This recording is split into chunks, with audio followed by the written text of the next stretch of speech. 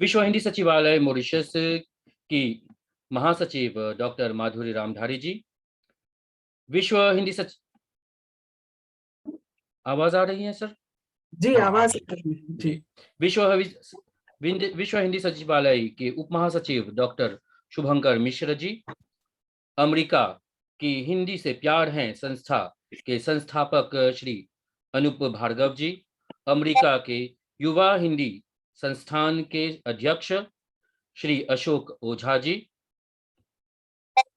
किस्से साहित्यकारों की संयोजिका सुश्री सृष्टि भार्गव जी, हिंदी शिक्षा संघ दक्षिण अफ्रीका में हिंदी शिक्षिका श्रीमती शारदा रानी फिलिप जी, आज के प्रतिभागी युवा हिंदी अध्येता युवा हिंदी संस्थान अमेरिका के अभिनव मेडी,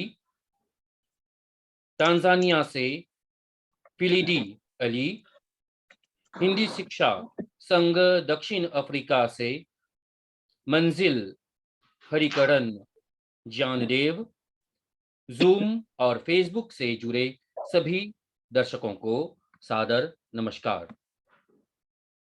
विश्व हिंदी सचिवालय मॉरिशस शिक्षा तृतीयक शिक्षा विज्ञान एवं प्रौद्योगिकी मंत्रालय मॉरिशस एवं भारतीय उच्चायोग मॉरिशस के तत्वावधान में तथा हिंदी से प्यार है अमेरिका, युवा हिंदी संस्थान अमेरिका और हिंदी शिक्षा संघ दक्षिण अफ्रीका के सहयोग से आज हिंदी में अभिव्यक्ति भाग 2 आभासी कार्यक्रम का आयोजन किया जा रहा है। कार्यक्रम में आप सभी का हार्दिक स्वागत है। आज के कार्यक्रम का उद्देश्य है युवाओं में हिंदी में अभिव्यक्ति कौशल का विकास करना। कार्यक्रम का औपचारिक शुभारंभ करने के लिए मैं स्वागत भाषण के लिए विश्व हिंदी सचिवालय मॉरिशस की महासचिव डॉक्टर माधुरी रामधारी जी को आमंत्रित करता हूं। डॉक्टर माधुरी रामधारी जी। धन्यवाद डॉक्टर काशीनाथ जी। कुछ शोर है ना जी?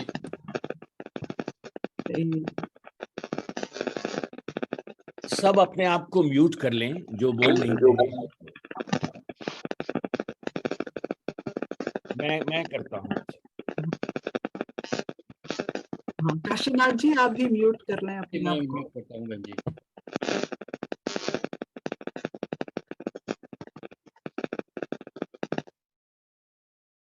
मैंने सबको म्यूट कर दिया है, तो अब माधुरी जी आप अपने आप को अनम्यूट करें और शुरू करें।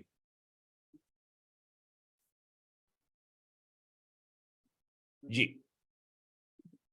अध्यक्ष महोदय, अमेरिका के युवा हिंदी संस्थान के प्रधान श्री अशोक ओझा जी, विश्व हिंदी सचिवालय के उप महासचिव डॉक्टर शुभंकर मिश्र जी, हिंदी से प्यार है के संस्थापक श्री अनूप भार्गव जी, दक्षिण अफ्रीका के हिंदी शिक्षा संघ की अध्यापिका श्रीमती शारदा रानी फिलिप जी, भारत से कुमारी सृष्टि भार्गव जी, मंच पर उपस्थित हिंदी के विद्यार्थी, अमेरिका से अभिनव मेदी जी, तांजानिया से फदिली अली जी, दक्षिण अफ्रीका से मंजिल हरिकरण ज्ञानदेव जी, जूम एवं फेसबुक से जुड़े हिंदी प्रेमियों, करजोर नमस्कार। 20 मई 2023 को विश्व हिंदी सचिवालय ने आभासी कार्यक्रम हिंदी में अभिव्यक्ति भाग 1 का आयोजन किया था, जिसमें स्वीडन, थाईलैंड और न्यूजीलैंड के विद्यार्थियों ने सक्रिय रूप से भाग लिया था। आज हिंदी से प्यार है हिंदी शिक्षा संघ और युवा हिंदी संस्थान अर्थात 3 अलग संगठनों एवं संस्थाओं के सहयोग से हिंदी में अभिव्यक्ति भाग 2 का आयोजन किया गया है। इस आभासी कार्यक्रम में मैं विशेष उमंग के साथ आप सबका स्वागत करती हूँ। हिंदी के अध्ययन और अध्यापन दोनों में ही मौखिक अभिव्यक्ति कौशल का महत्वपूर्ण स्थान होता है। उभरती पीढ़ी की मौखिक अभिव्यक्ति को निखारने के लिए हिंदी शिक्षक का क्या दायित्व होता है और कक्षा के अंतर्गत अभिव्यक्ति के किन माध्यमों को अपनाया जा सकता है, ये प्रश्न हिंदी शिक्षण के विशेषज्ञों के सामने अक्सर रखे जाते हैं। अमेरिका में हिंदी शिक्षण के प्रचारक श्री अशोक ओझा जी विषय विशेषज्ञ के रूप में इस कार्यक्रम में अपना अध्यक्षीय भाषण प्रस्तुत करेंगे। युवा हिंदी संस्थान के अध्यक्ष और अमेरिका संगम फाउंडेशन के निदेशक श्री अशोक ओझा जी का दिल की गहराई से स्वागत है। 19वीं शताब्दी में भारत के उत्तर प्रदेश और बिहार से हिंदी भाषी दक्षिण अफ्रीका पहुंचे थे। 20वीं शताब्दी में दक्षिण अफ्रीका के भारतवंशियों ने हिंदी के संरक्षण और उत्थान के उद्देश्य से स्वैच्छिक संस्थाओं की स्थापना की। सन 1948 में स्थापित हिंदी शिक्षा संघ ने दक्षिण अफ्रीका में हिंदी भाषा की प्रगति में कैसा योगदान प्रदान किया, किन गतिविधियों के माध्यम से यह संघ अपने छात्रों को हिंदी में अभिव्यक्ति करने का प्रोत्साहन करता है, इसकी चर्चा हिंदी शिक्षा संघ की अध्यापिका श्रीमती शारदा रानी फिलिप जी विषय प्रवर्तन में करेंगी। श्रीमती शारदा रानी फिलिप जी का कार्यक्रम में हार्दिक स्वागत है। हिंदी अपनी अनेकानेक ध्वनियों और विस्तृत शब्द भंडार के कारण समृद्ध भाषा है। इस आधुनिक भाषा में भावोद्गार करना, वार्तालाप करना, भाषण देना आदि सरल होता है। भारत में हिंदी का अध्ययन कर रही कुमारी सृष्टि भार्गव जी हमें बताएंगी कि वे मौखिक रूप से हिंदी का प्रयोग कैसे करती हैं और भविष्य में वे हिंदी में मौखिक अभिव्यक्ति के किस प्रकार का अनुभव प्राप्त करना चाहेंगी। हिंदी के विद्यार्थियों के लिए वे आज संदेश लेकर आई हैं। कुमारी सृष्टि भार्गव जी का मैं हृदय से स्वागत करती हूँ। हिंदी से प्यार है के संस्थापक श्री अनूप भार्गव जी तकनीकी सहयोग प्रदान करने के लिए हमेशा की तरह हमारे साथ हैं। उनका मैं स्वागत करती हूँ। अमेरिका से अभिनव मेदी जी, तांजानिया से फदीली अली जी और दक्षिण अफ्रीका से मंजिल हरिकरण ज्ञानदेव जी अलग अलग विषयों पर आज हिंदी में अपने विचार व्यक्त करने वाले हैं।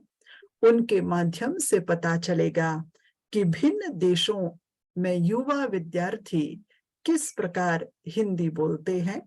इन विद्यार्थियों का मैं गदगद मन से स्वागत करती हूँ।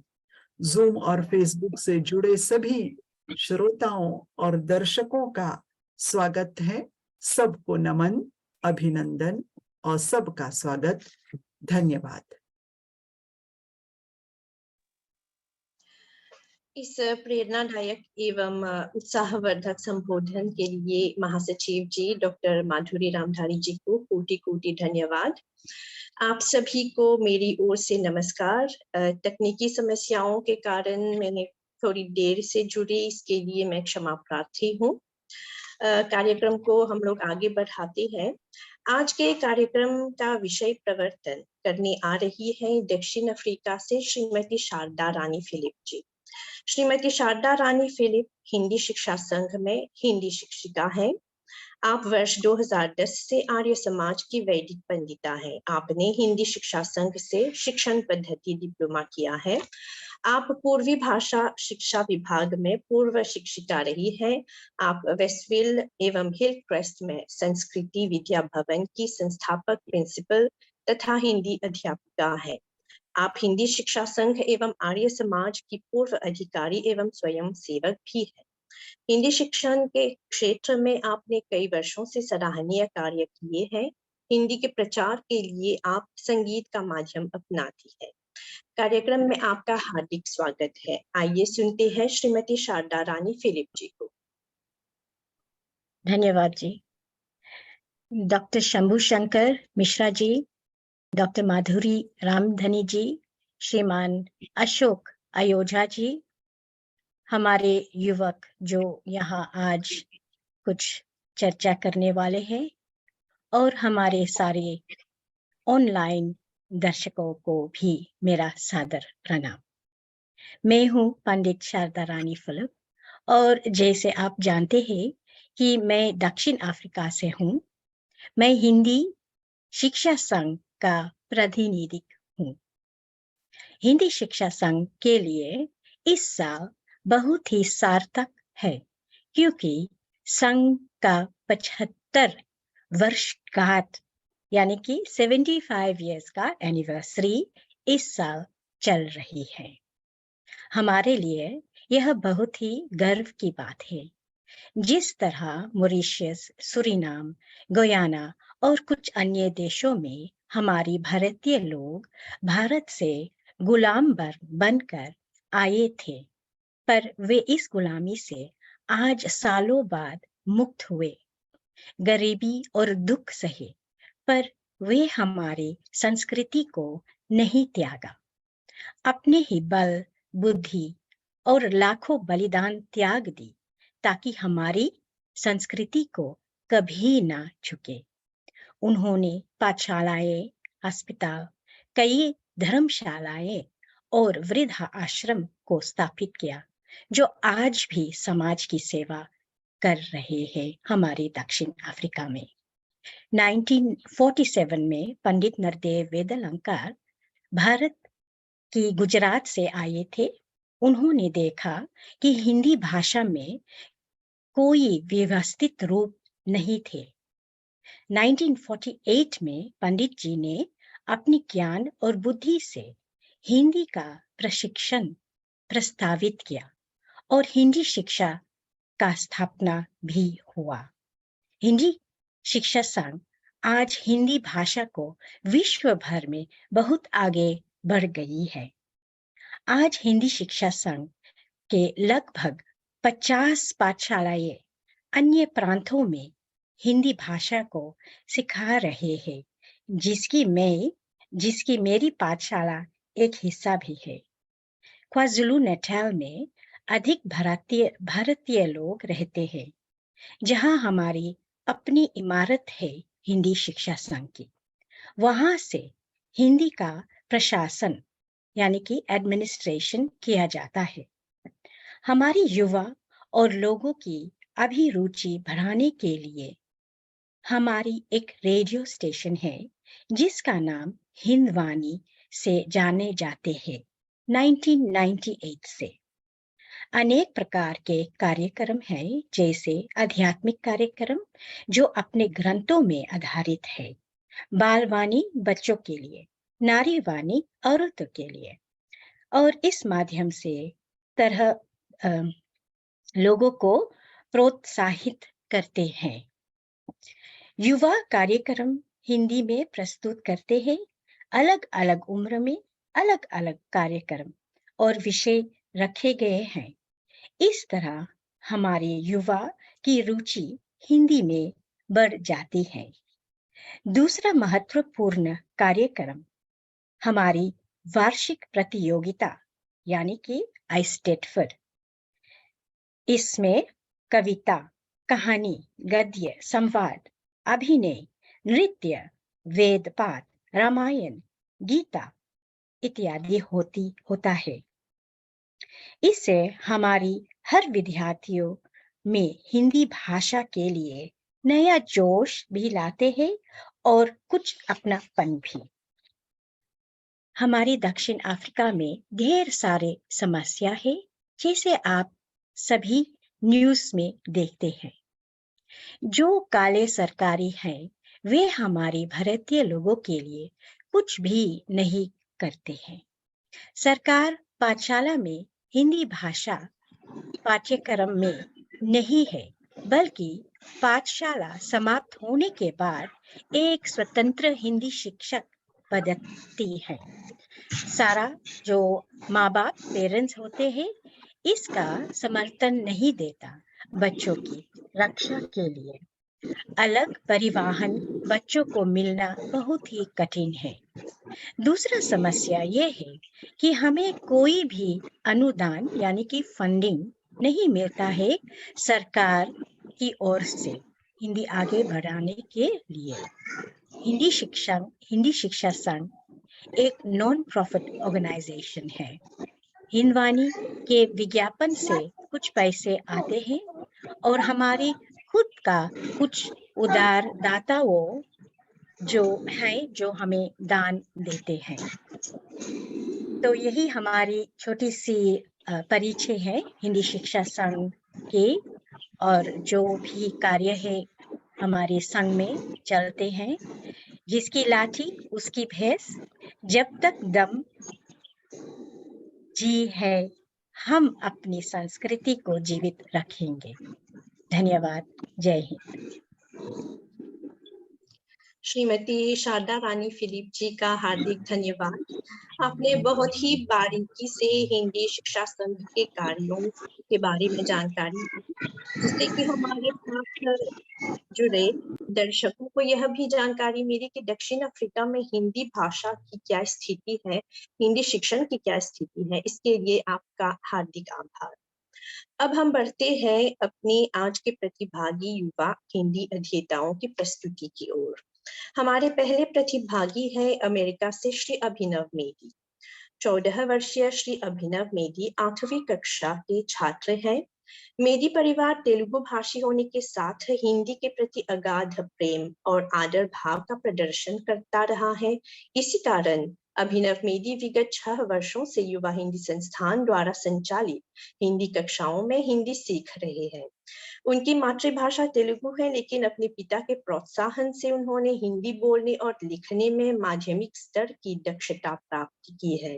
आज आप हमारे साथ अपने हिंदी पठन से संबंधित अनुभव साझा करने आ रहे हैं। स्वागत है अभिनव मेदी जी का। अंजलि जी, मैं 2 शब्द कुछ कहना चाहता हूँ इसके पहले कि अभिनव अपना प्रदर्शन करें। इस कार्यक्रम में हमारे साथ वरिष्ठ शिक्षिका संध्या जी भी उपस्थित हैं और संध्या जी अभिनव की सबसे के क्लास की शिक्षिका हैं। तो मैं चाहूंगा कि वे कुछ अभिनव के बारे में कहें। और मैं भी ये कहना चाहता हूँ कि अभिनव हमारे कार्यक्रमों में, जब पहले हम पेंसिल्वेनिया में ऑन साइट करते थे, वहां भी आते थे, और अब जब ऑनलाइन कर रहे हैं इसमें भी आ रहे हैं, और इनकी दक्षता काफी बढ़ी है। तो इसके पहले कि अभिनव अपना प्रदर्शन करें, मैं चाहता हूं कि संध्या भगत जी, जो वरिष्ठ शिक्षिका है हिंदी युवा हिंदी संस्थान की, वे अभिनव के बारे में 2 शब्द कहें। संध्या जी। जी, स्वागत है संध्या जी का। हाँ, नमस्ते सभी को। अभिनव मेरा ख्याल है 7 साल की उम्र से युवा हिंदी संस्थान के छात्र रहे हैं, और जैसा कि अंजलि जी ने बताया कि तेलुगु भाषी होने के बावजूद ये हिंदी भाषा सीख रहे हैं। तो अनुभव अभिनव को मैं तब से पढ़ा रही हूँ और मैंने उनकी प्रगति देखी, और आज अभिनव जो बोलने वाले हैं, मैं बहुत ही मुझे अच्छा लग रहा है कि वो सब उन्होंने अपने हिसाब से, अपने जो भी उनके पास शब्द ज्ञान है उसके आधार पर लिखा है। और मैं अभिनय के माध्यम से भाषा सिखाती हूँ, तो इसका प्रयोग हमारे कैंप में भी हुआ जो हम जिसमें अभिनव पढ़ने आते रहे हैं। तो इन्होंने हमारे आखिरी नाटिका में संवाद भी खुद ही लिखे। बंदर वाली कहानी हमने ली थी, टोपी वाले और बंदर की कहानी। तो अभिनव ने उसमें संवाद खुद लिखे अपने और साथियों की मदद से। तो आइए सुनते हैं अभिनव क्या कहते हैं। धन्यवाद सभी को।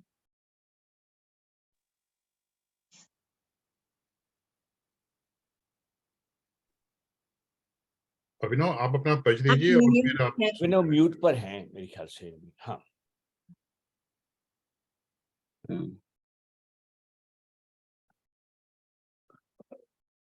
Can I share my presentation? हाँ, आप शुरू कीजिए।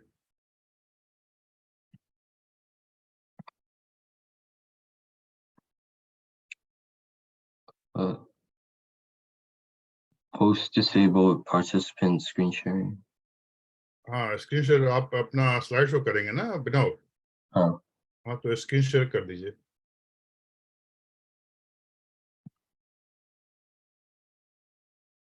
बोलिए host disabled participant screen sharing. नहीं, आपको को होस्ट कर दिया है। नहीं अभिनव, हाँ मुझे मालूम नहीं था कि आप शेयर करेंगे। अब मैंने आपको को होस्ट बना दिया है, अब आप शेयर कर सकते हैं। ठीक है, धन्यवाद।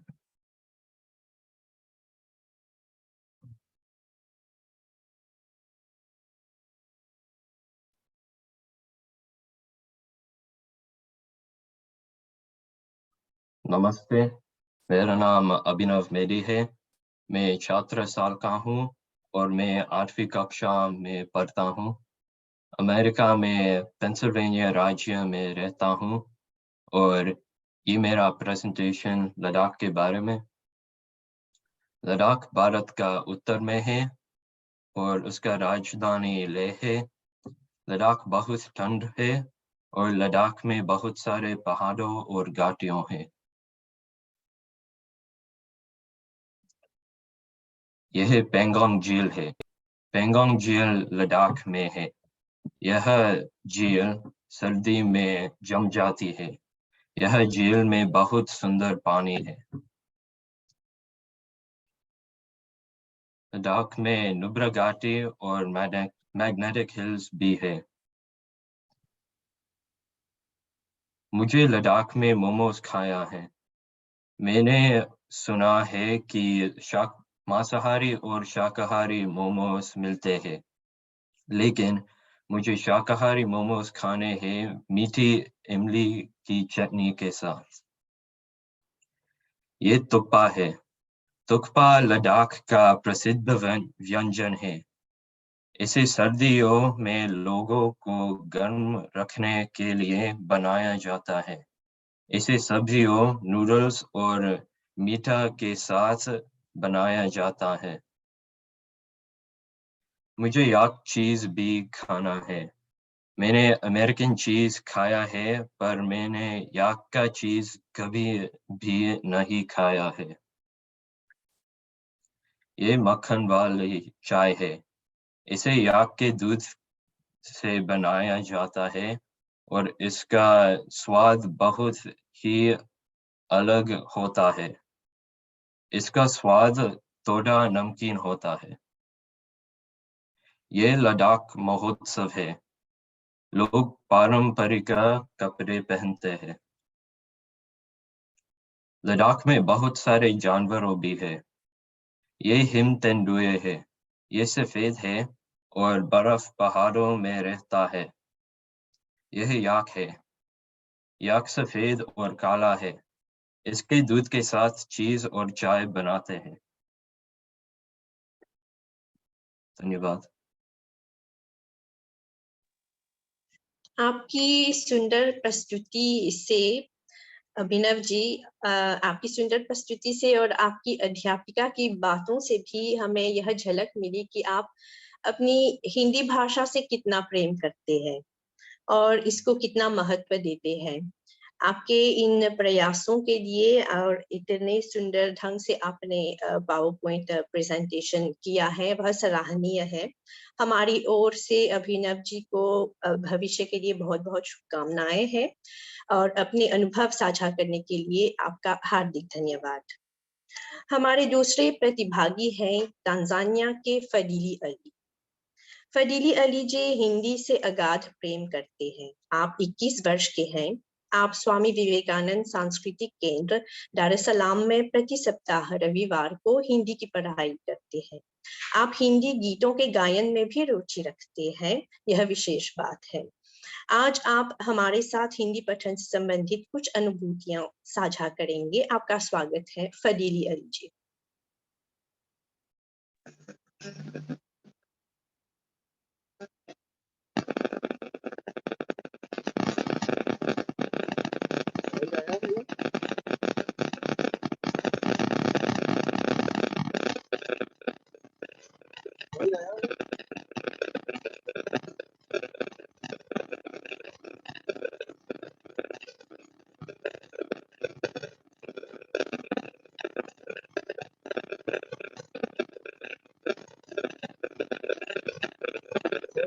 शायद आपके यहाँ साउंड को लेकर कुछ समस्या है।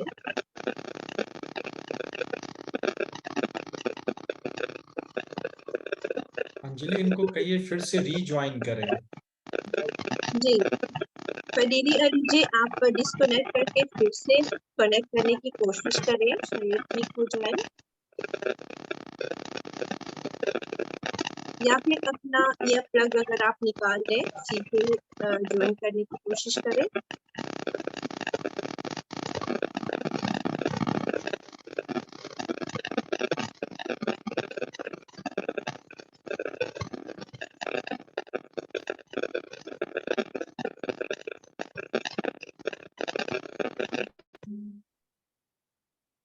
अभी समझ आया है ना? जी अब ठीक है। जी अभी ठीक समझ आया है ना? अब ठीक है। हाँ हाँ ठीक ठीक है, है। आप आराम कर सकते हैं फदीली ठीक है, तो शुरू करूं? जी।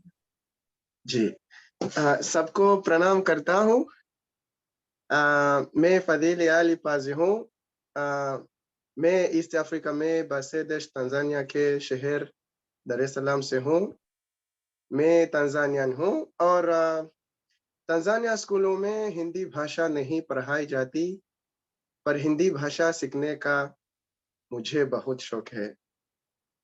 तो इसलिए भारतीय उच्चायोग द्वारा चलाए जा रहे स्वामी विवेकानंद सांस्कृतिक केंद्र में पिछले 10 सालों से मैं हिंदी भाषा हर सप्ताह में एक बार पढ़ता हूँ। वहां पर हमें बोलचाल की भाषा के साथ साथ व्याकरण, पढ़ना लिखना भी सिखाया जाता है। वहां हमें प्राथमिक, माध्यमिक और उच्च स्तर पर 3 भागों में विद्यार्थियों को हिंदी पढ़ा जाता है। और तब भी जब मैं 12 साल का था, तब मैंने हिंदी गाना रेडियो में सुना था, तो मुझे उसकी धुन बहुत ही अच्छी लगी, लेकिन कुछ समझ में तो नहीं आया। तो पर ऐसा लगा कि ये भाषा मुझे आकर्षित कर रही है। और 3 जून 2013 को मुझे पता चला कि भारतीय सांस्कृतिक केंद्र में, इसका अब नाम स्वामी विवेकानंद का सांस्कृतिक केंद्र है, वहां पर हिंदी भाषा मुफ्ती में पढ़ाई जाती है। तब इस अवसर का लाभ उठाना चाहा और 13 जून से प्रति सप्ताह एक बार वहां पर मैं 3 घंटे के लिए हिंदी पढ़ने जाता हूँ। वहां मैंने पहले स्वर और व्यंजन सीखे। उसके बाद में मात्राओं का ज्ञान के बाद हमें व्याकरण जैसे संज्ञा, सर्वनाम, विशेषण आदि बदलाव को भी हमने पढ़ा। आज मैं गर्व के साथ कह सकता हूँ कि मैं हिंदी भाषा पूरी तरह से पढ़ा लिख सकता हूँ। हाँ, बोली में तंजानिया उच्चारण आ जाता है। तो हिंदी भाषा न केवल हिंदी भाषा न केवल मेरा ज्ञान बढ़ा रहा है, बल्कि भारतीय संस्कृत और भारतीय परंपरा से भी मेरी पहचान करा रहा है। आज हिंदी फिल्मों के गानों के प्रति मेरी रुचि इतनी बढ़ा गई है कि आज मैं हिंदी भाषा जब भी पढ़ता हूँ तो उससे गाने के रूप में याद करता हूँ। आज हिंदी भाषा पढ़ने के कारण तंजानिया में मेरी एक पहचान बन गई है और जितने भारतीय लोग हैं वे लोग मेरी प्रशंसा करते हैं। बहुत बहुत धन्यवाद। पर अब मुझे लगता है कि आप सभी के लिए एक गाना गाने का ये सही समय है, तो क्या मैं एक गाना गा सकता हूँ कृपया? हाँ जी गाइए आप, स्वागत हाँ है। अवश्य। ठीक है। एक प्यार का नगमा है, मौजों की रवानी है। एक प्यार का नगमा है, मौजों की रवानी है। जिंदगी और कुछ भी नहीं, तेरी मेरी कहानी है।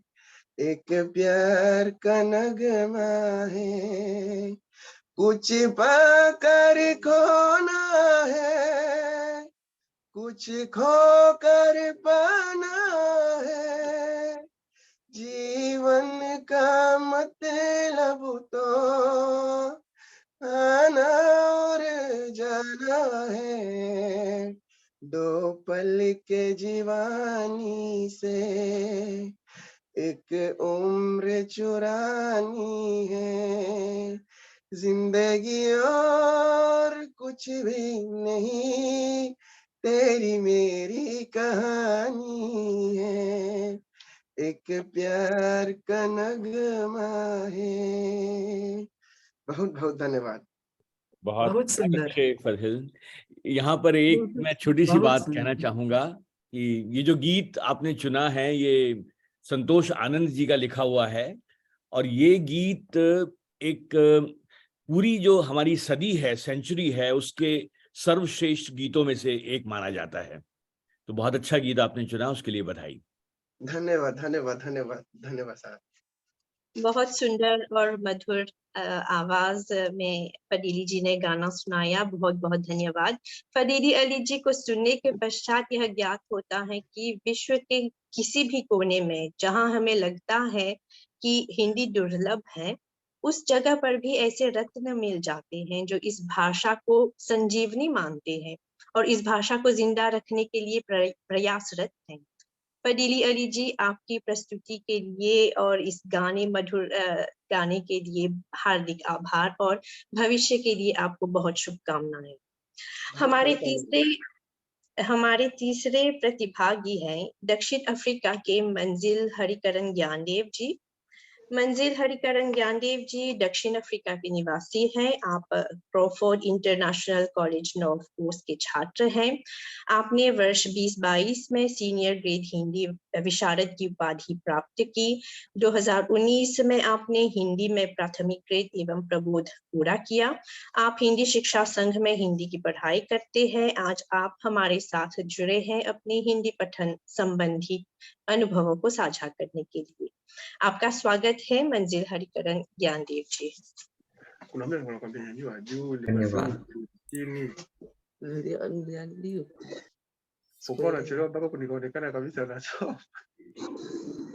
सभी को बाकी सप्रेम सब लोग नमस्ते।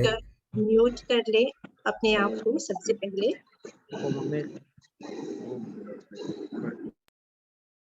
मैंने सबको म्यूट कर दिया है। मंजिल, आप अपने आप को अनम्यूट करें और शुरू करें। धन्यवाद। धन्यवाद। सभी को सप्रेम नमस्ते। मेरा नाम मंजिल है और मैं हिंदी शिक्षा संघ दक्षिण अफ्रीका में कोविड कक्षा में हिंदी पढ़ रहा हूँ। हमारे पाठ्यक्रम में साहित्य और व्याकरण दोनों है।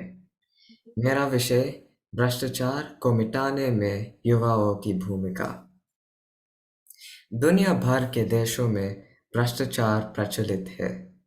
डेनमार्क दुनिया के सबसे कम भ्रष्ट देशों में से एक है, मगर अन्य देशों में अधिक भ्रष्टाचार है। आज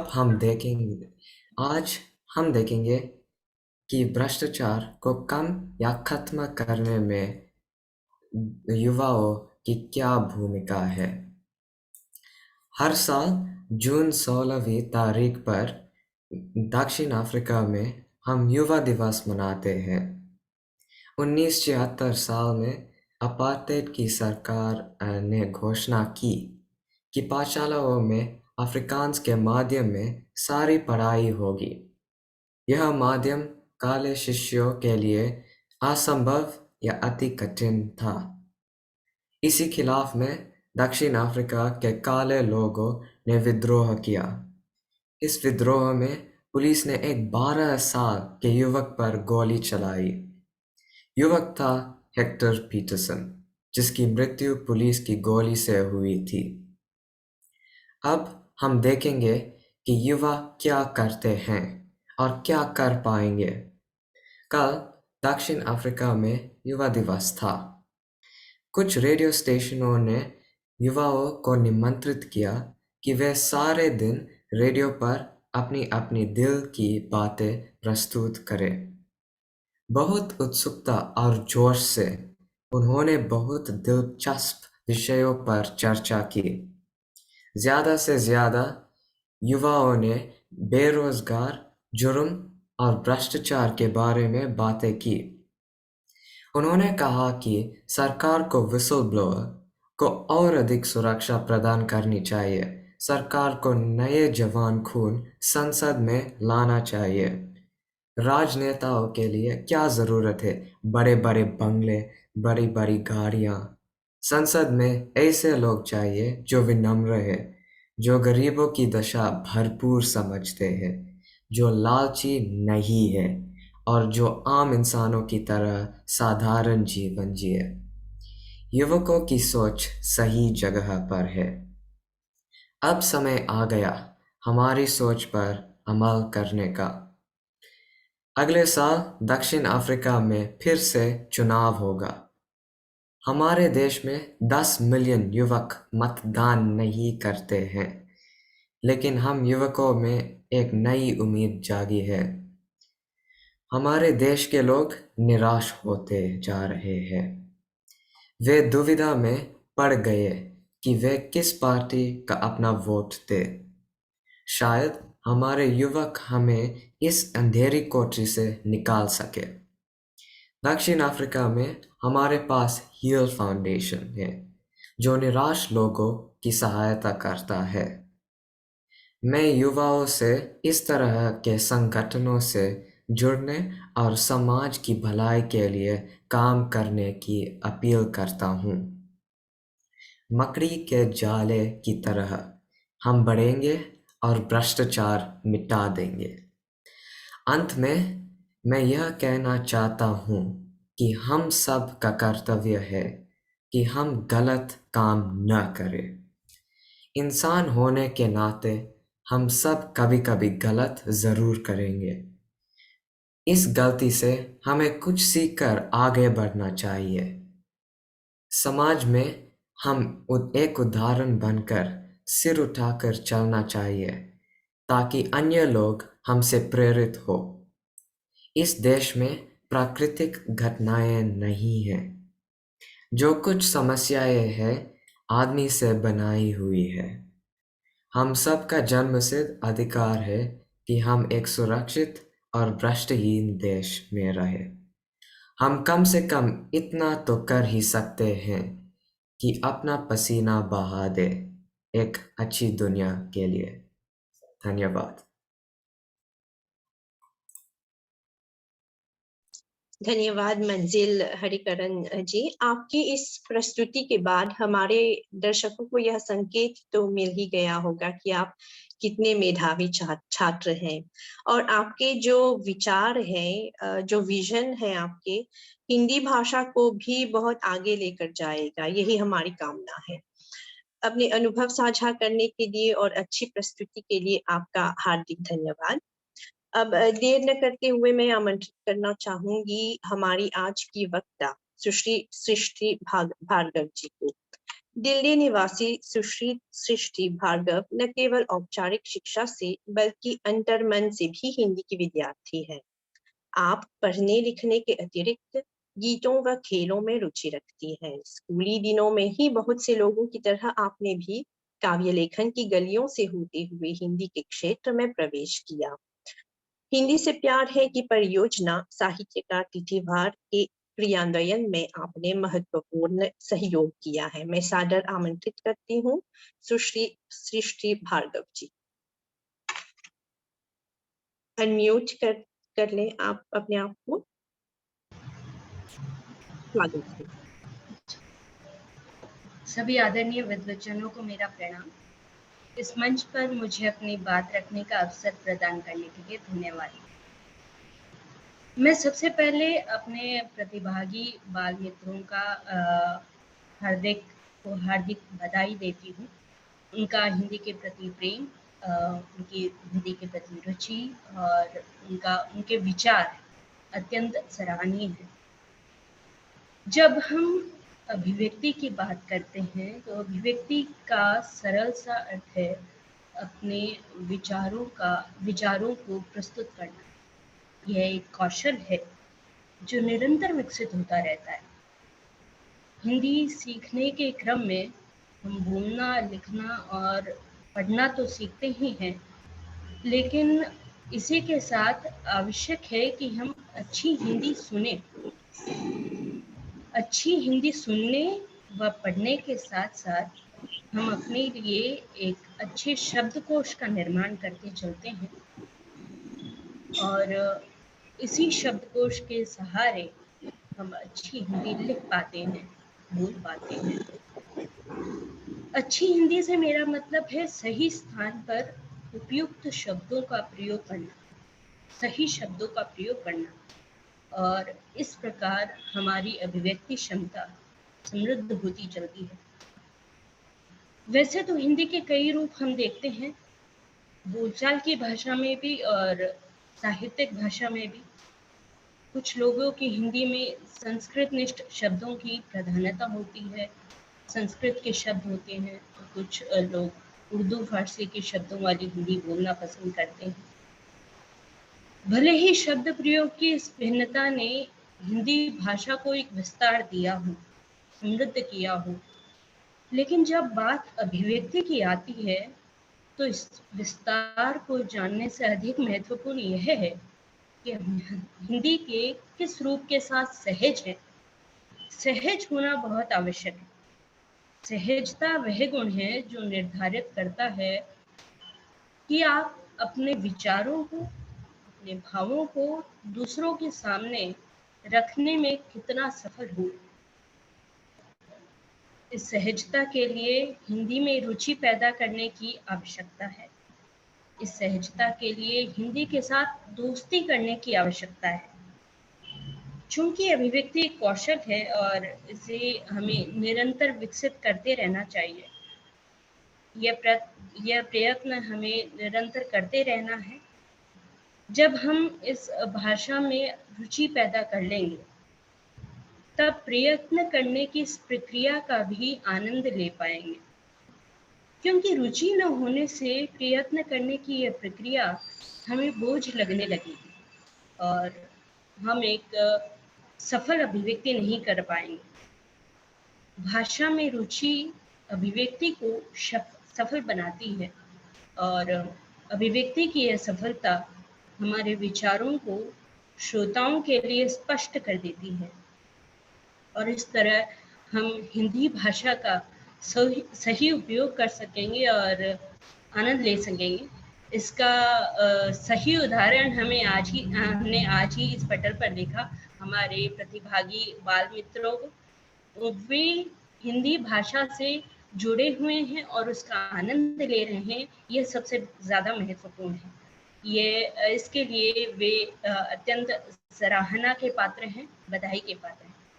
अंत में मैं मंच से जुड़े सभी वरिष्ठ जनों का हृदय तल की गहराइयों से आभार व्यक्त करती हूँ। धन्यवाद।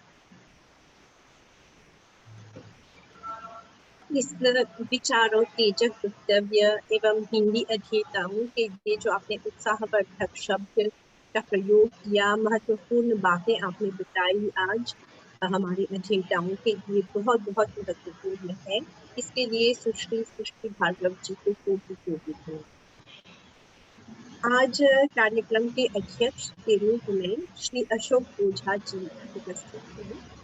न्यू जर्सी निवासी श्री अशोक ओझा जी युवा हिंदी संस्थान और हिंदी संगम फाउंडेशन के संस्थापक व अध्यक्ष हैं। आप मूलतः पत्रकार हैं एवं शिक्षक भी हैं। आपने 2010 से ही अमेरिका के विभिन्न नगरों में स्टार्टअप कार्यक्रमों का निर्देशन किया। पिछले कुछ वर्षों से पेंसिल्वेनिया के नॉर्थ बेंड स्कूल जिले में हिंदी स्टार्टअप कार्यक्रम के माध्यम से सैकड़ों प्राथमिक, माध्यमिक और हाई स्कूल विद्यार्थियों को हिंदी शिक्षा प्रदान करने के साथ ही भारतीय समाज में हिंदी के प्रति जागरूकता फैलाने की अनवरत कोशिशें करते रहे हैं। आपके प्रयासों से न्यू जर्सी के मिडलसेक्स काउंटी कॉलेज और बेनसेलम स्कूल में हिंदी पाठ्यक्रम प्रारंभ हुए। यह बात सराहनीय है। कार्यक्रम में आपका सहर्ष स्वागत करते हुए अध्यक्षीय भाषण के लिए मैं आपको सादर आमंत्रित करती हूँ। श्री अशोक ओझा जी। बहुत बहुत धन्यवाद अंजलि जी इस कार्यक्रम को संचालित करने के लिए। सबसे पहले मैं विश्व हिंदी सचिवालय की उप महासचिव माधुरी जी को बधाई देना चाहता हूँ कि उन्होंने आभासी कार्यक्रम यानी वर्चुअल कार्यक्रम के माध्यम से हिंदी के प्रचार प्रसार में जो बातें सामने आती हैं, जो कुछ हमें उदाहरण प्रस्तुत करने होते हैं, उसके लिए आयोजन किया है और यह नियमित रूप से हो रहा है। और माधुरी जी ने मुझे इस कार्यक्रम की अध्यक्षता के लिए आमंत्रित किया, इसके लिए मैं विशेष तौर पर उनको धन्यवाद देता हूं। और यहाँ उपस्थित लगभग 30 व्यक्तियों को मैं सादर नमस्कार कर रहा हूं और अपने वक्तव्य में मैं उन बातों की तरफ आपका ध्यान आकर्षित करना चाहूँगा कि भारत के बाहर हिंदी शिक्षण किस रूप में विशेष तौर से अमेरिका में हो रहा है और हमारी क्या समस्याएं हैं। सर्वप्रथम जो आज के प्रतिभागी थे, हमारे युवा हिंदी संस्थान के शिष्य अभिनव मेदी, तंजानिया से फादिल अली बाजी और दक्षिण अफ्रीका से मंजिल ज्ञानदेव जी, उन्होंने अपने प्रस्तुति में यह साबित किया कि हिंदी भाषा एक सक्षम भाषा है और उसके माध्यम से हम आज की अनेक समस्याओं पर बातें कर सकते हैं। अभिनव एक ऐसे उदाहरण है जो यह साबित करते हैं कि हिंदी सिर्फ एक प्रदेश की, एक तरह की भाषा बोलने वालों की भाषा नहीं है और आज विश्व में तीसरे नंबर की सबसे अधिक बोली जाने वाली भाषा है। और हम अगर प्रारंभिक अवस्था से, एलिमेंट्री स्कूल से ही बच्चों को भाषा और विशेष तौर से हिंदी सिखाना प्रारंभ करें तो वे आजीवन हिंदी के प्रति अपना लगाव बनाए रख सकते हैं और अपनी योग्यता को बढ़ा सकते हैं। मैं श्रीमती शारदा जी, जो दक्षिण अफ्रीका में हिंदी प्रसार की समस्याओं पर उन्होंने प्रकाश डाला, उनका भी स्वागत करता हूँ। शंभू जी और यहाँ आए जो विभिन्न किस्म के विभिन्न व्यक्तित्व के लोग हैं, उन सबको प्रणाम करता हूँ। हमारी वरिष्ठ शिक्षिका संध्या जी भी यहाँ पे जुड़ी हैं, आपको नमस्कार। हमारे हिंदी से प्यार है और अनन्य पत्रिका के संपादक अनु भार्गव जी लंबे समय से हिंदी के लिए कार्य कर रहे हैं, उनको भी नमस्कार कर रहा हूँ। और इस कार्यक्रम में उपस्थित सभी लोगों को यह बताने के लिए मैं उत्सुक हूँ कि अमेरिका में हमने क्या क्या हासिल किया। हमने यानी मेरी संस्था ने 2010 से ही युवा हिंदी संस्थान अमेरिका न्यू जर्सी के केन विश्वविद्यालय में हिंदी शिक्षण का कार्यक्रम स्टार्ट ऑफ कार्यक्रम के अंतर्गत उनका जो अमेरिकी सरकार का कार्यक्रम था, उसको प्रारंभ किया और हमने केन विश्वविद्यालय में अधिकांश गैर भारतीय बच्चों को हिंदी सिखाई। उसके बाद मैं स्वयं यहाँ जो काउंटी कॉलेज है वहां पे हिंदी सिखाई और यह संदेश दिया लोगों को कि हिंदी सिर्फ हिंदी भाषियों की भाषा नहीं है। 2013 से हमने निःशुल्क शिक्षण प्रारंभ किया नॉर्थ पेन स्कूल डिस्ट्रिक्ट लैंडसडेल में, जहां पर लगभग 90% विद्यार्थी उन परिवारों से आए जहां पर हिंदी नहीं बोली जाती है। प्रश्न उठता है कि गैर हिंदी परिवारों के बच्चों में, माता पिताओं में हिंदी के प्रति यह लगाव क्या है। भारत में जो भी भाषा की दिक्कतें हों, मैं कहूँगा कि विवाद भी हैं, जिसके कारण कि भारत सरकार हिंदी के लिए जितना करना चाहिए उतना नहीं कर पाती। लेकिन मैंने जब हिंदी का प्रचार शुरू किया अमेरिका में, तो हिंदी को एक प्रतीक भाषा के रूप में, भारत के प्रतीक भाषा के रूप में प्रस्तुत किया और जितने गैर हिंदी भाषी परिवार हैं, माता पिता हैं, उनको यह समझाने की कोशिश की कि अपनी भाषा को पढ़ना और पढ़ाना कितना आवश्यक है और कितना उपयोगी है। अमेरिका में 2 तरह से हिंदी पढ़ाई जाती है।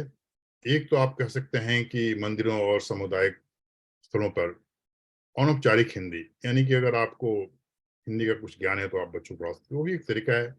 उस तरीके से हम लोग भी बचपन में हिंदी सीखते थे। लेकिन जिन बच्चों को हिंदी का संदर्भ पता नहीं है, जो अमेरिका में पैदा और बड़े हो रहे हैं, उनके लिए औपचारिक भाषा शिक्षण बहुत आवश्यक है। अमेरिकी सरकार ने जो पद्धति लागू की है, उसके अंतर्गत विश्व भाषा शिक्षण के लिए हमें भाषा को उसकी संस्कृति से जोड़ना होगा।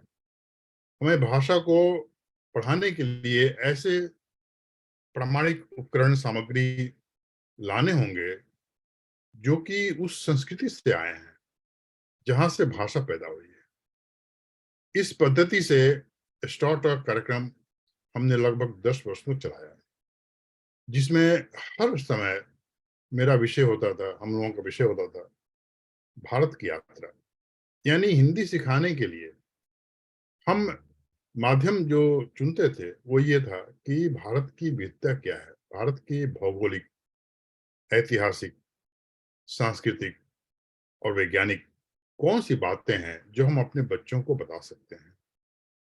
उस सामग्री को ही प्रामाणिक सामग्री की संज्ञा दी जा सकती है जिनका निर्माण उस संस्कृति में हुआ है। यानी हम अमेरिका में हिंदी सिखा रहे हैं, लेकिन अमेरिका में प्रामाणिक सामग्री का हम निर्माण नहीं कर सकते। इसीलिए बार बार अमेरिका में हिंदी पढ़ाने के लिए हमें भारत की तरफ देखना पड़ता है और ये एक बहुत अच्छी बात है। अच्छी बात इसलिए है कि हम हिंदी या भाषा, कोई भी विरासत की भाषा, हेरिटेज लैंग्वेज सिखाने के लिए यह प्रयास करते हैं कि हमारे बच्चे जो आज बड़े हो रहे हैं इस देश में, वे अपने समाज की, अपने आसपास की जो चुनौतियां हैं उसको जाने और उसका हल निकालने के लिए कोई रास्ता अपनाएं और बताएं, तभी जाकर के हमारा जो भाषा शिक्षण है सार्थक हो सकता है। दूसरे शब्दों में अगर कहें तो अमेरिका में उसे world readiness for language learning कहा जाता है, जिसमें कि American council for teaching foreign language के गाइडलाइन, कुछ सिद्धांत हैं और उन सिद्धांतों में जो 5 स्तर हैं, 5 स्टैंडर्ड हैं, उनको शामिल करके हम जब पाठ्यक्रम बनाते हैं तो उसका एक बड़ा ही अर्थपूर्ण असर होता है विद्यार्थियों पर। हम विद्यार्थियों को बता सकते हैं कि वे उस भाषा की संस्कृति के बारे में क्या सीख सकते हैं। तो मुझे ऐसा लगा कि अमेरिका में जो भारतीय समुदाय है उसको यह बताना बहुत आवश्यक है। यानी जो शिक्षक हैं, शिक्षकों को इस बात की पूरी जानकारी होनी चाहिए कि भाषा और संस्कृति आपस में एक दूसरे के पूरक ही नहीं बल्कि आधार स्तंभ है। सांस्कृतिक ज्ञान के बिना भाषा को हम आगे नहीं बढ़ा सकते। इसी कारण जब 2021 में स्टार टॉक कार्यक्रम में से हिंदी को अलग किया गया, तो हमने ऑनलाइन यानी कि आभासी कार्यक्रम के माध्यम से हिंदी शिक्षण प्रारंभ किया। और मैं स्वयं ये इस बात को देखता रहता हूँ कि हमारे शिक्षक हिंदी के किस रूप को बच्चों के सामने रखते हैं। जैसा कि शिष्य जी ने अभी कहा, भाषा क्या है? शब्दों और वाक्यों की एक श्रृंखला है। जितनी ज्यादा शब्दावली आपके पास है, जितने अधिक किस्म के वाक्य आप बना सकते हैं, आपकी भाषा उतनी ही मजबूत हो सकती है। इन बातों को अपने शिक्षण में बहुत महत्व देना जरूरी है। लेकिन जब हम नए नए शब्द सिखाते हैं अपने विद्यार्थियों को, तो वे शब्द कहाँ से आए हैं, उनका संदर्भ क्या है। अगर हम ऊंचा और नीचा भी सिखाते हैं तो हमें हिमालय का एक प्रतिरूप सामने रखना पड़ता है। जब इस तरह की बातें हम रखते हैं तो अनायास ही अपनी संस्कृति की भौगोलिक बातें, वहां के पहाड़, वहां की नदियां, गहराई और इस तरह की अनेक बातें सामने आती हैं। और उनके आधार पर जब शिक्षक अपना पाठ्यक्रम बनाते हैं तब वह सार्थक होता है। और मैं गर्व साथ कर सकता हूँ कि हमारे कार्यक्रमों में, जो कि नॉर्थ पेन स्कूल डिस्ट्रिक्ट के साथ हर साल हुआ 2013 से 2021 तक, जितने बच्चे आए, हालांकि शिक्षा निःशुल्क थी क्योंकि स्टार्ट का ग्रांट मिलता था, वे कभी स्कूल छोड़कर जाने का नाम नहीं लेते थे। आपको एक उदाहरण देना चाहता हूँ कि एक बच्ची जिसके पैर में चोट आ गई थी, उसके माता पिता ने कहा कि आज तुम मत जाओ, आराम करो। उस बच्ची ने कहा कि नहीं, मैं तो अपने कैंप में जरूर जाऊं।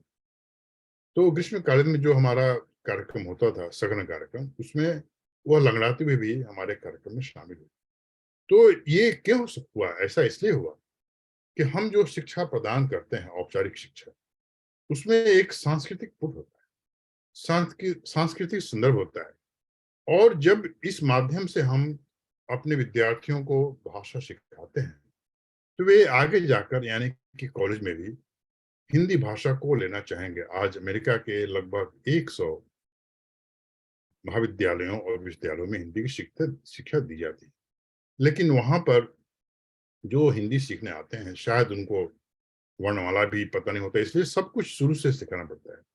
हम जो नीचे स्तर पर बच्चों को हिंदी सिखा रहे हैं, हिंदी का ज्ञान दे रहे हैं, उसके बाद जब वे कॉलेज जाते हैं तो उनको प्रारंभिक बातों को सीखने की आवश्यकता नहीं है। उनको एक भाषा के माध्यम से दूसरी विधाओं की जानकारी लेने की इच्छा हो सकती है और होती है। तभी जाकर के वे 21वीं सदी के एक समर्थ और सार्थक व्यक्तित्व के रूप में उभरेंगे और हमारी आज की समस्याओं को, उनका समाधान निकालने के लिए कुछ न कुछ उपाय जरूर सोचेंगे। ये विद्यार्थी कल के हमारे प्रशासक हैं, राजनेता हैं, वैज्ञानिक हैं, डॉक्टर हैं और इंजीनियर हैं। इन सबको अपनी भाषा के प्रति जितना लगाव होगा, भाषा तो समृद्ध होगी ही, हमारा समाज भी उतना ही समृद्ध होगा और हमारा समाज भी उतना ही सार्थक ढंग से आगे चल सकेगा। अब एक छोटी सी बात कह के अपनी बात समाप्त करूंगा। वो ये था कि जब युवा हिंदी संस्थान के माध्यम से हिंदी शिक्षण का कार्यक्रम हमने बनाया तो हमको अमेरिकी सरकार से मदद मिली। स्टार्ट टॉक कार्यक्रम के लिए अनुदान प्राप्त हुए।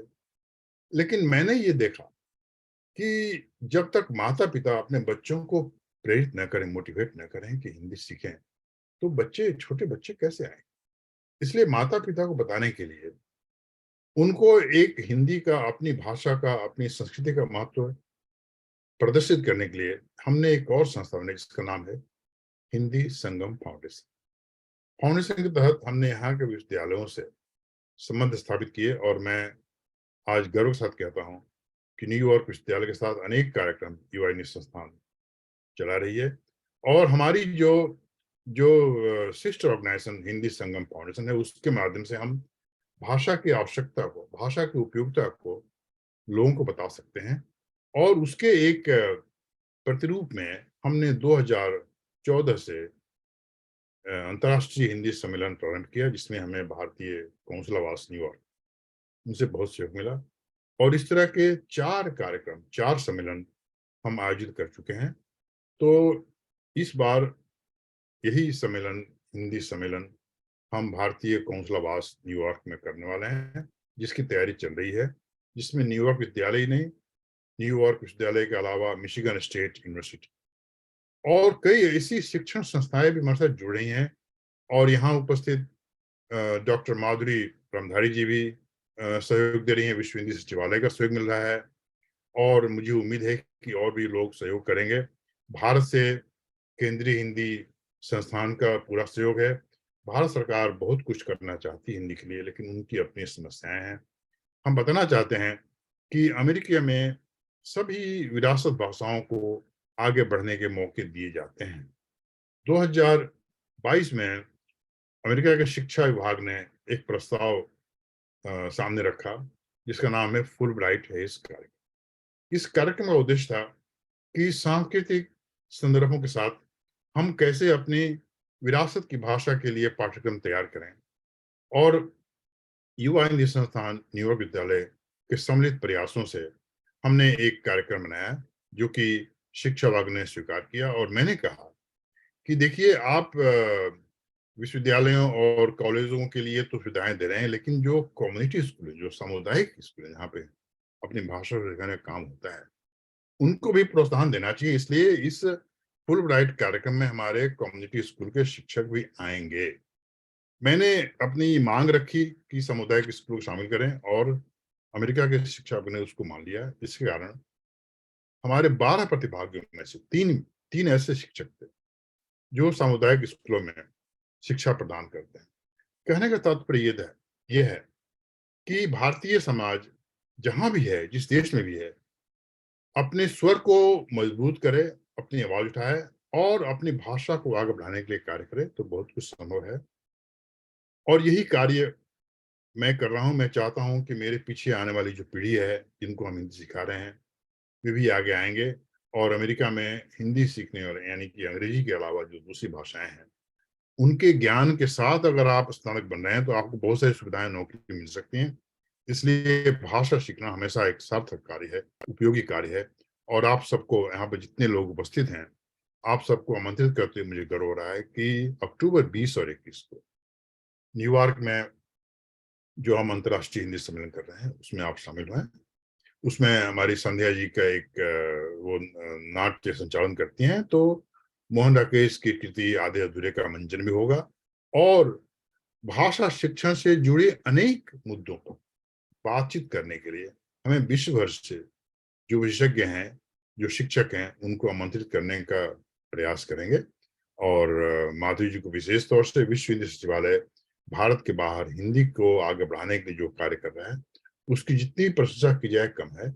और मेरा युवा हिंदी संस्थान, हिंदी संगम फाउंडेशन और हमारे सभी स्टाफ की ओर से मैं ये बधाई देता हूं और आपको यह विश्वास दिलाता हूं कि विश्व हिंदी सचिवालय के भविष्य में होने वाले सभी कार्यों में हम आपके साथ में हैं।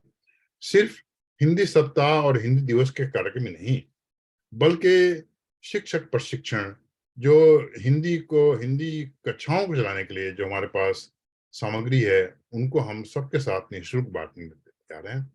और इस दिशा में जो भी कार्य हो रहे हैं, वो उसका हम समर्थन करते हैं। और इन्हीं शब्दों के साथ मैं अपना वक्तव्य समाप्त करना चाहूंगा।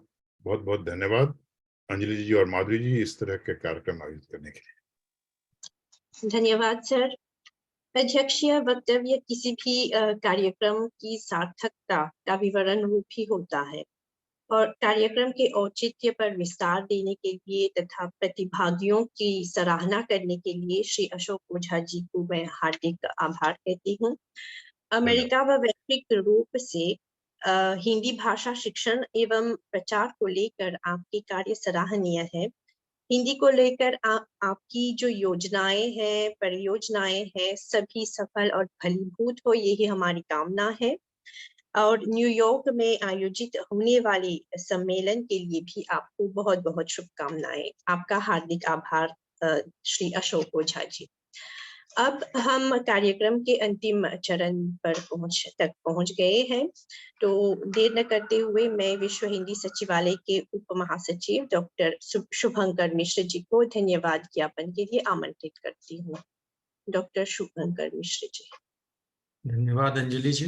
आप सबको बहुत बहुत नमस्कार, अभिनंदन। आप सब इस कार्यक्रम में पधारे, हमारे साथ जुड़े।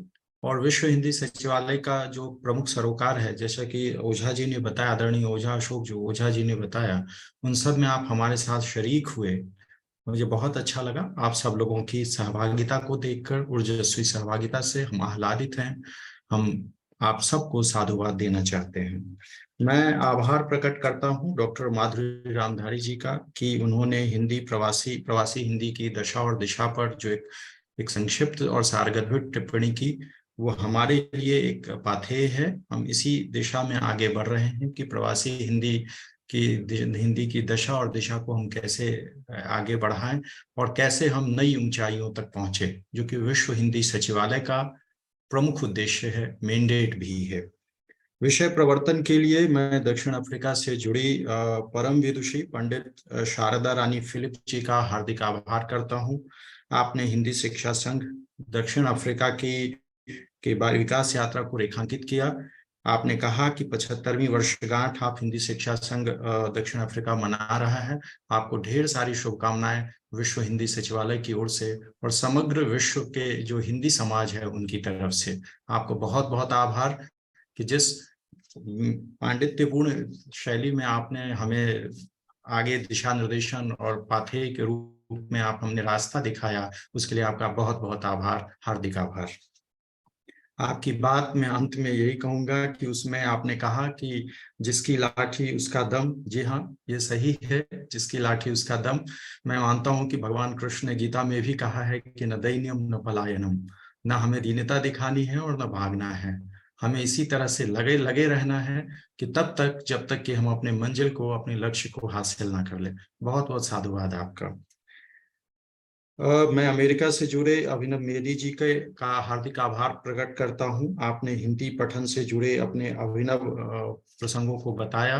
आपकी भाषा शैली बहुत अच्छी है। बहुत बहुत आभार आपका। मैं तंजानिया से जुड़े 21 वर्ष के फदली अली जी का हार्दिक आभारी हूं। आपने तो बस कार्यक्रम में एक क्षमा ही बांध दी कि जिंदगी और कुछ भी नहीं, एक प्यार का नगमा है, यादों की रवानी है। बहुत अच्छा लगा। आप सस्वर गाते हैं, कोई ये नहीं कह सकता कि आपको हिंदी नहीं आती है। आपने एक जगह कहा कि हमारी भाषा में तंजानियाई भाषा स्वाहिली लैंग्वेज का प्रभाव है। ऐसा नहीं है। जब आप हिंदी में गा रहे थे, सस्वर गा रहे थे, तो हम सब मंत्रमुग्ध होकर के आपको सुन रहे थे। आपका ये मनमोहक मिसमराइजिंग प्रेजेंटेशन था। बहुत बहुत आभार आपका, बहुत बहुत धन्यवाद आपका। मैं मंजिल हरकिरण ज्ञानदेव जी दक्षिण अफ्रीका से जुड़े हैं, उनका भी आभारी हूँ। आप मेधावी हैं, जैसा कि संचालिका श्रीमती सहायक संपादिका अंजलि जी ने कहा। आप में मुझे नेतृत्व की क्षमता पर्याप्त दिखी है। निश्चित रूप से आप हिंदी के आंदोलन को, दक्षिण अफ्रीका में हिंदी आंदोलन को आप एक नई दशा और दिशा दे सकते हैं। बहुत बहुत आभार आपका। मैं सृष्टि भार्गव जी का भी आभारी हूँ। आपने भाषा वैज्ञानिक पद्धति से हिंदी शिक्षण अधिगम की प्रक्रिया पर जो प्रकाश डाला, बहुत बहुत आभार आपका। आपने बड़े ही वैज्ञानिक तरीके से हिंदी भाषा और शिक्षण पर जो विस्तार पूर्वक चर्चा की है, उसके लिए हमें लगता है कि वो निश्चित रूप से हमारे लिए एक संसाधनवत है और हम सब आपके द्वारा सुझाए गए चीजों पर आगे भी हम कार्य करेंगे, उसको क्रियान्वित करने की दिशा में काम करेंगे। मैं आभारी हूँ अशोक ओझा जी का। अशोक ओझा जी ने अपने अध्यक्षीय उद्बोधन में अमेरिका में हिंदी के प्रचार प्रसार की बात की। आप न केवल देश में हिंदी के लिए काम करते रहे हैं, बल्कि देशांतर न्यूयॉर्क अमेरिका में भी काम करते रहे हैं। आपने शब्द, अर्थ और संस्कार की संकल्पना को बारीकियों से समझाया और कहा भी गया है कि वागर्था विव संपृक्तो पार्वती परमेश्वरो। शब्द, अर्थ और संस्कार, ये तो शब्द अर्थ की बात है। शब्द न केवल शब्द अर्थ एक दूसरे से जुड़े हुए हैं, संश्लिष्ट हैं, बल्कि वो संस्कार भी उसी की तरह से ठीक वैसे ही जुड़े हैं जैसे पार्वती परमेश्वर भगवान का अर्धनारीश्वर स्वरूप है। बहुत बहुत आभार आपने जिस तरह से हमारा उत्साहवर्धन किया, आपने जिस तरह से अमेरिका में हिंदी के प्रगामी प्रयोगों पर आपने हमें एक प्रकाश डाला, वो हमारे लिए निस्संदेह उत्साहवर्धक है और हम निश्चित रूप से आगे भी आपके साथ मिलकर इसी तरह से कार्य करते रहेंगे। भारत के साथ आपने एक चर्चा की कि भाषा संबंधी प्रयास भारत सरकार में थोड़े कम हो रहे हैं। ठीक है कम हो रहे हैं, लेकिन हम आपको पता होगा कि राष्ट्रीय शिक्षा नीति में, मैं चूंकि शिक्षा मंत्रालय से जुड़ा हुआ हूं, तो राष्ट्रीय शिक्षा नीति में भाषा संबंधी प्रयासों को लेकर के भारत सरकार काफी संवेदनशील है, सतर्क है, और वो चाहती है कि हम भाषा को पौर्वात्य ज्ञान के साथ जोड़ते हुए आगे बढ़ें। और इसी तरह से निरंतर भाषा की जो 4 स्किल्स हैं, रीडिंग, लिसनिंग, स्पीकिंग, रीडिंग और राइटिंग के साथ में उन्होंने फाउंडेशनल लिटरेसी, न्यूमेरेसी की बात कर रहे हैं। तो हम ये कोशिश कर रहे हैं कि भाषा के माध्यम से, भाषा की बारीकियों के साथ हम किस तरह से शिक्षा में आगे बढ़ें। बहुत बहुत हार्दिक आभार आपका अशोक ओझा जी, आदरणीय अशोक ओझा जी का। मैं आभारी हूँ आदरणीय अनूप भार्गव जी का भी। आप हमारे साथ, हमारे एक बड़े बुजुर्ग की तरह, हमारे आदरणीय भ्राता की तरह आप हमसे जुड़े रहे हैं। हमेशा मैं देखता हूं कि आप हर कार्यक्रम में हमारे साथ पूरे ही मुस्तैदी के साथ जुड़े रहते हैं। बहुत अच्छा लगता है कि आपका वो प्रेम। और आपके सर भार्गव जी के बारे में मैं एक बात कहूं कि इनकी आवाज बहुत अच्छी है। जब भी मैं सुनता हूं तो मुझे लगता है कि शायद मैं किसी ऑल इंडिया रेडियो के कलाकार को सुन रहा हूं। बहुत बहुत आभार आपका सर, बहुत बहुत धन्यवाद। मैं आभारी हूं उन सभी संस्था, हिंदी सेवी संस्थाओं का, मुख्यतः जिनसे आप लोग जुड़े हैं। हिंदी से प्यार है अमेरिका से, युवा हिंदी संस्थान दक्षिण अफ्रीका से, हिंदी शिक्षा संघ और भारतीय उच्चायोग का। हम विश्व हिंदी सचिवालय की ओर से आप सबको हार्दिक रूप से धन्यवाद ज्ञापित करते हैं। आप सबको साधुवाद, आप सबको हार्दिक हार्दिक धन्यवाद, पुनः पुनः कोटिशः धन्यवाद। जय हिंद, जय मॉरिशस, नमस्कार।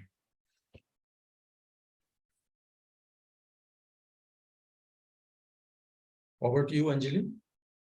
धन्यवाद डॉक्टर शुभंकर मिश्र जी। तो आज का यह आभासी कार्यक्रम हम लोग देख सकते हैं काफी सार्थक रहा। तो सभी प्रतिभागियों को और सभी दर्शकों को बहुत बहुत धन्यवाद। कार्यक्रम को हम यहीं पे समाप्त कर रहे हैं और अनूप जी से निवेदन है कि मीटिंग को यहाँ पर रोक दें। धन्यवाद। धन्यवाद, सभी को धन्यवाद।